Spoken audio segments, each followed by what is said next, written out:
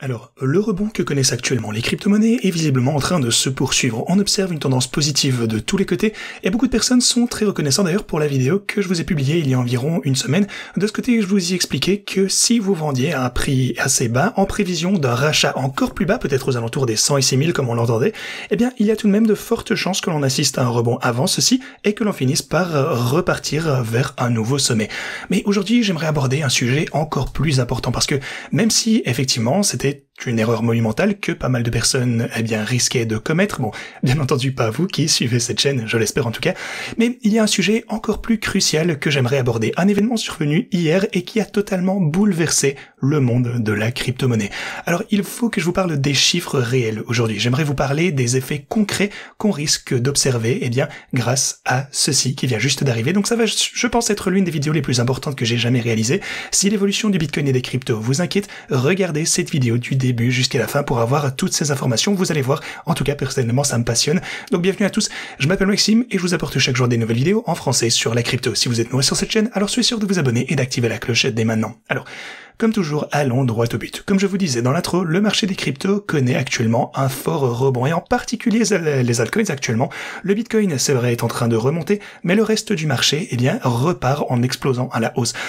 La raison pour laquelle les altcoins se portent si bien, c'est grâce à l'énorme chandelle rouge qu'on peut voir du côté de la dominance du Bitcoin, qui témoigne donc de la force du reste du marché. Ça signifie que les altcoins donc surperforment, et je pense qu'on risque de perdre ce niveau. À mon avis, on va avoir une nouvelle rechute de la dominance du Bitcoin. Donc, à mon avis, ce niveau ne va plus tenir très longtemps, ce qui signifie que les altcoins continueront probablement de surperformer pendant un certain temps. Bien sûr, on pourrait par contre observer un rebond avant ça de cette ligne orange, très important, on a déjà rebondi à 3 reprises ici, donc on va voir si la 4e fois, finalement, on va pouvoir dépasser ce niveau. Donc, ça va être très important de suivre ceci pendant le reste de la semaine, je vous tiendrai au courant bien sûr à ce sujet. Concernant le Bitcoin, vous pouvez voir qu'on a dépassé ma ligne orange aux 117 000 $, mais voyons maintenant comment on va pouvoir gérer la chandelle rouge qui est en train de se profiler. Alors, ici, sur le journalier, on est dans le rouge. Si on peut observer un rallye clôturé au moins au-dessus de ce point, actuellement on est en dessous, mais on pourrait toujours observer un rallye clôturé au-dessus de ce niveau, ça inspirerait une grande confiance sur le marché du Bitcoin en confirmant ce support, et ce qui serait donc formidable pour la semaine prochaine. Mais regardez ça, l'Ethereum par contre a franchi son précédent sommet ici, ça c'est une super nouvelle. L'Ethereum continue encore et toujours à paraître extrêmement solide. Alors, il y a plus d'une semaine, je pense, je vous ai dit que l'une des plus grosses erreurs que les gens allaient commettre, c'était de vendre dans la panique en attendant de pouvoir racheter plus bas. En fait, c'est rarement une bonne idée de parier contre la hausse des cryptos.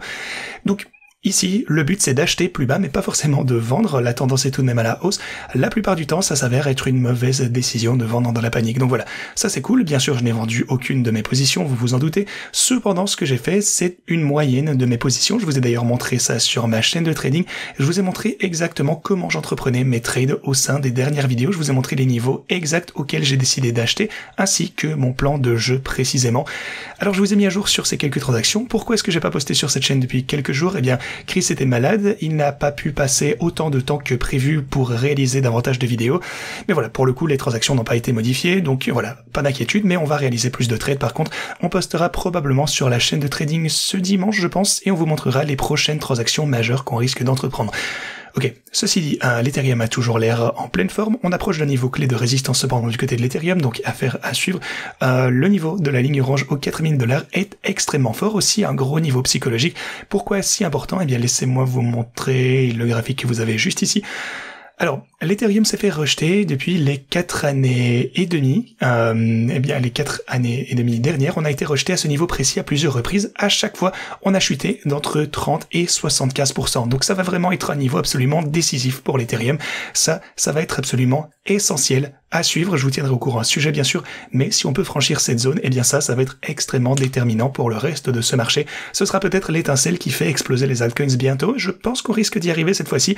D'ailleurs, à mon avis, la dynamique haussière du marché commence vraiment à s'intensifier, et en tout cas je me base sur les données que je peux voir sur les graphes. Ce ne sont pas des conseils financiers bien entendu, c'est simplement ce que les données me suggèrent, et les graphes m'indiquent que l'Ethereum semble toujours extrêmement bullish, et donc que ce niveau, à mon avis, risque d'être dépassé bientôt. Sinon, pour prendre Solana maintenant, on tente également de franchir ces niveaux à la hausse. Je pense que Solana se présente également pas trop mal. Si vous prenez Doge, on a également franchi le niveau de résistance ici. Il va falloir bien sûr essayer de remonter de ce côté pour dépasser le précédent swing high. Alors, Du côté de XRP, pour le coup, c'est vraiment intéressant parce que vous savez qu'on a connu une forte volatilité. Le cours du XRP a pas mal chuté, mais je vous avais publié une configuration de trading très particulière et je vous ai dit, ok, je compte acheter à ce niveau, donc sur la ligne orange, je vais faire une moyenne et ensuite prendre mes bénéfices à mesure que le cours va remonter sur cette ligne orange. C'est exactement ce que j'ai fait pour le coup, j'ai pu acheter aux alentours de ce niveau. Alors si vous avez suivi ceci du côté de ma chaîne de trading, vous le savez déjà, j'avais un ordre d'achat juste ici et j'aurais dû prendre mes bénéfices de ce côté. Et simplement, je laissais le temps faire son œuvre, donc je ne surveillais pas ça de trop près, honnêtement. D'ailleurs, si vous regardez cette transaction, vous pouvez voir que, eh bien, elle a été clôturée. Mon trade XRP n'est plus là. Par contre, si je consulte l'historique des positions, attendez les détails de mes ordres d'achat, oui, vous pouvez le voir juste ici. Donc, on est redescendu jusqu'à ma ligne orange. La moyenne était de 2,81 $, et ensuite, j'ai sécurisé mes bénéfices au 3,21 $, donc juste en dessous de cette ligne orange. Le bénéfice total sur cette position, c'était... Attendez, est-ce que je peux voir ça de ce côté? Oui, voilà, vous le voyez juste ici, 66% ou 16 355 $. Voilà, la transaction est donc maintenant terminée et je vais pouvoir utiliser bien entendu ces 16 000 $ à bon escient. Je vais faire sûrement plusieurs différentes choses avec. Je pourrais forcément les conserver bien entendu, je pourrais les réintégrer dans mes stratégies de trading, ce que je risque plus probablement de faire. Mais je pourrais également eh bien conserver cet argent, peut-être l'utiliser sur une autre position. D'ailleurs, j'ai également des transactions SUI et PP qui sont toujours ouvertes, et ça va être pareil. J'ai déjà configuré tous mes ordres de prise de bénéfices ici, les niveaux auxquels je vais eh bien augmenter encore ma moyenne potentiellement si on y revient.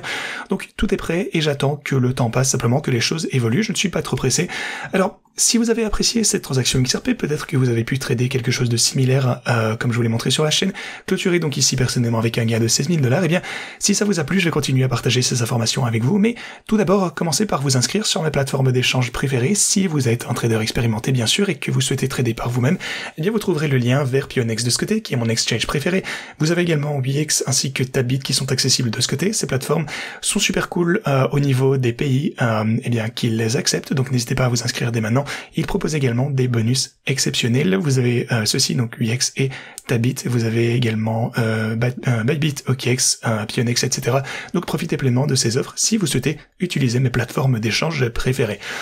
Alors, pour le reste des altcoins, notamment pour ADA, Cardano, eh bien on est juste sous une résistance. Alors pour le coup, hier je vous ai également montré un graphe spécifique pour le BNB cette fois, où on se trouvait juste en dessous d'une résistance.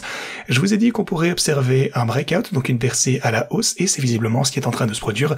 On essaye donc de dépasser cette résistance, on a bel et bien dépassé ceci, on a augmenté de 2,3%, avec un effet de 10 et environ 23% de gain potentiel, donc c'est plutôt vraiment pas mal. Si vous prenez PP, vous pouvez également voir que j'ai ajouté une boîte orange ici, très crucial. PP connaît un gros rebond également, et regardez ça pour le coup, on a une petite formation en W en fait. Attendez, laissez-moi voir ça. Donc si je prends potentiellement ceci, oui, vous pouvez voir qu'on a un petit pattern en W. Pour le coup, on aurait déjà dépassé l'encolure ici, donc PP a l'air assez bullish. Alors du côté de SUI, on est un petit peu à la traîne par contre, mais je pense que SUI va également avoir son heure de gloire. On a pas mal vu de performances dernièrement.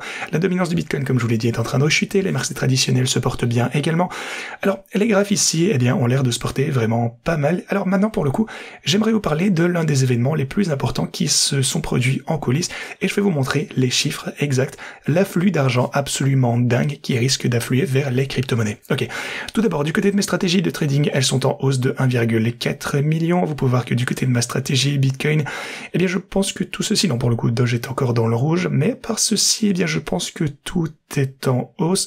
Donc voilà, ça c'est absolument magnifique pour le coup. Vous pouvez voir que à chaque jour qui passe, on réalise davantage de gains. Et souvenez-vous aussi également que la raison pour laquelle j'utilise ceci, c'est que au lieu de devoir anticiper le sommet, au lieu de devoir anticiper le creux, ce qui se passe ici, en fait, au lieu de vendre dans la panique, encore une fois, tant que vous avez assez de marge, bien sûr, mes stratégies achètent sur la rechute et maintenant elles sont en train de sécuriser des bénéfices alors qu'on remonte. Ça, c'est vraiment la meilleure méthode de trading à mon avis.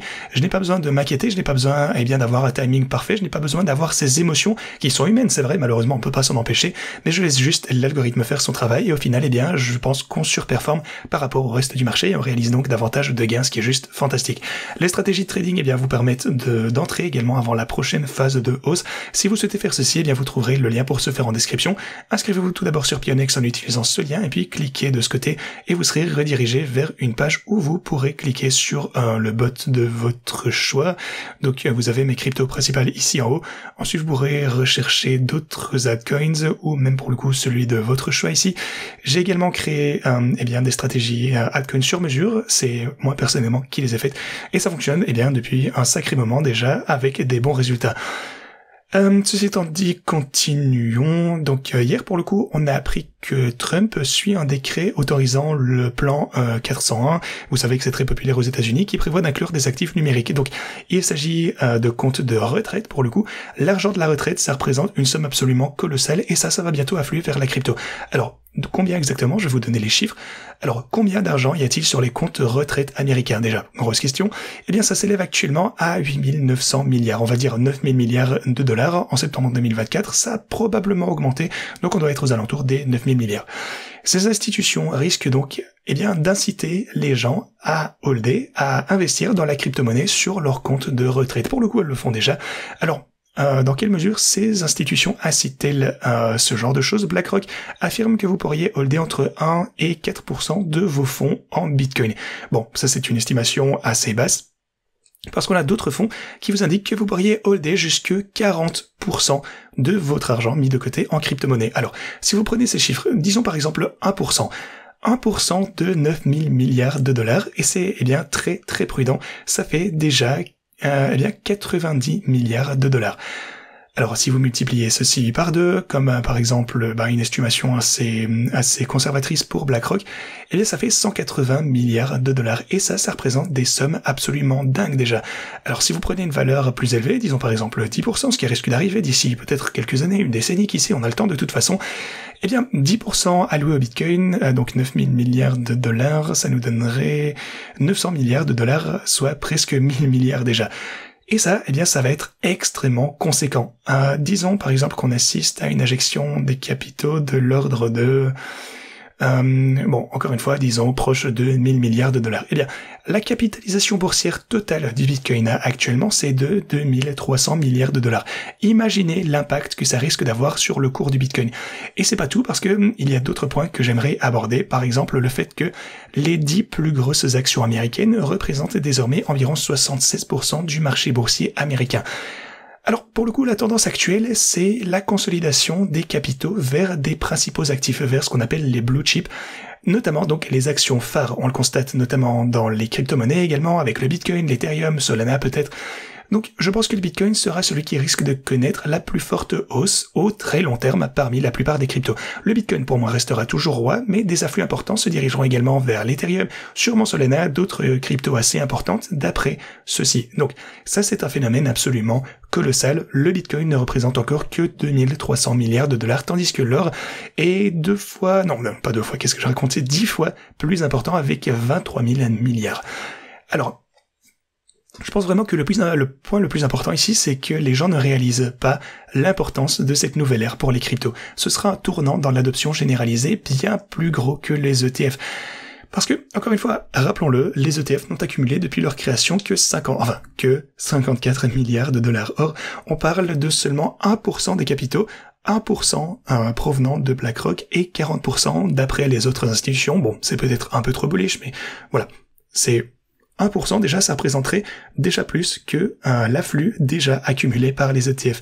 1%, je vous le rappelle, ça représenterait environ 90 milliards de dollars, soit presque 2 fois plus en fait. Et les ETF, ça fait déjà une bonne année que ça tourne, ce qui est juste dingue. Et rappelez-vous, 10%, environ 900 milliards de dollars, presque 1000 milliards. Les ETF, je pense, vont se faire totalement éclipser par le volume d'argent qui risque d'affluer des 4 coins du monde pour investir dans les crypto-monnaies. Aussi, n'oublie pas non plus que les États-Unis ont imposé des droits de douane sur les lingots d'or, donc d'1 kilogramme et de 100 onces. Si vous souhaitez importer donc un lingot d'or d'1 kilogramme aux États-Unis, vous devrez payer des droits de douane. Alors, pour le coup, rappelez-vous, il est totalement impossible de taxer le Bitcoin. Bon, pour le moment, on espère qu'on va pas revenir en arrière, mais je ne pense pas.